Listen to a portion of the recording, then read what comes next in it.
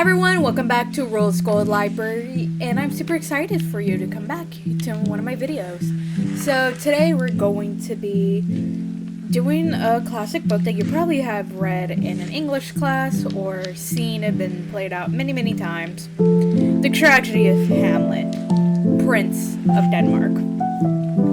So this is part of my series that I'm trying to do, which is reading the original story where it inspired some of the Disney films, such as for March, it was Savannah Claw, which is part of Disney's Twisted Wonderland. It's a book based on Scar from The Lion King, and it is very loosely based on Hamlet from the original movie. So this is what I decided to do for the entire month of March because it was long. I did not realize how long it was until I had to look it up after because I wanted to double check this publishing, the Simon and Schuster publishing. And I did not realize that Hamlet is one of the longest plays that Shakespeare has written. And yeah, it took me the entire month because sometimes this was the only book that I had officially read. Even though I did read a couple of other books, this was the one where I was just like, man, intense, lot of things to read. So yeah, this was a fun old time. I do recommend, if you have the time to read Hamlet, banger lines. Sometimes, one of my favorite lines, obviously, is to be or not to be. That is the question. Iconic, and also a lot of soliloquies and monologues. If you ever need a monologue, this is the go-to book. And I never realized "Good night, sweet prince" came from Hamlet. I thought it was just a meme at this point. Yeah, little things like that kind of got lost because I'm chronically online, unfortunately. So this play that I read, that I'm currently writing right now on screen in the book, this was published by Simon and Schuster. I have the 1992 version. I believe there's another version where the cover is blue, and it's slightly more updated. I will be honest, I just read the entirety of the play and a little bit of the not prologue, but like hey, here's some background information from the people who actually study Shakespeare, who have doctorates in Shakespeare. And I decided to not read the post ones, because it took too long and I was just so over it. I was literally reading up until midnight. Some fun facts about me: I realized these markers do not actually look good on paper, on camera, until after. So I was a little bit saddened about that, and it really does bleed through, so learned that the hard way, but that's okay. But it kind of looks cool a little bit. It kind of looks like a little square.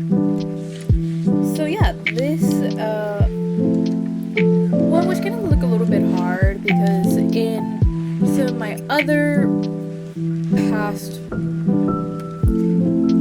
journals, I kind of do a little bit of a flap, and I kind of realized this is more of something I can just bang out real quick, because everyone kind of already knows the story of Hamlet, more or less, and everyone kind of like delves deep into it. There's always like some adaptation in the works, but it was kind of funny while making this, putting on the cheetah print, because that was the only animal print that I've had, and also the little Mufasa pins that I got from the theater, Draft House Cinema.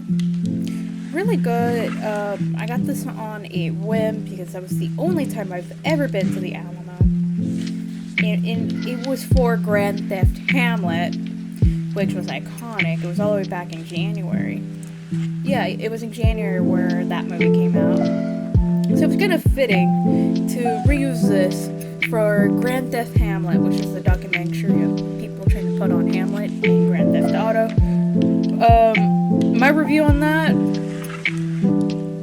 will admit, expectations were low, so I came out pretty happy. It was a fun, a bit oddly serious endeavor of trying to make Hamlet inside of Grand Theft Auto. They won awards for it, so that's congrats to them. I don't ever believe they'll see this video, but good to them. And yeah, there's that. I would also recommend to actually, like, I wish there were more jokes in Hamlet, because everyone focuses on the deep, serious parts of it. And Hamlet, even though it is like tragedy, it has like some bigger lines where like the woman does possess too much. And what would be the right word? Yeah, I don't think we see enough of bratty Hamlet in media, because he is basically he has a bratty attitude sometimes in the play, at least how I interpret it. But yeah, and I feel like I don't have the qualifications. Like, I'm not a Shakespearean professional, let's just say. So it's very nice just to see how far the original text has gotten, and then reread it outside of a high school setting and just be like, man, this is kind of boring, but I'm trudging through. And I looked up at a runtime. It was basically like 5 hours, or at least the one that I had to do. Let me double check, because it was not 5 hours, but it felt like it. And I know most people in productions will actually like skip like full-on acts just to get like 1, 2, 3 out of it. And also to shout out Overly Sarcastic Productions, I've had to use their video OSP After Dark Hamlet, which is almost like 4 hours and 11 minutes long. I will be linking that in the description below because it is a banger. It's so funny. I will forever be hearing Scooby-Doo voices for the majority of the characters, which I hope that lives rent-free in your mind now that Scooby-Doo will actually fit in place with Guildenstern and Rosencrantz.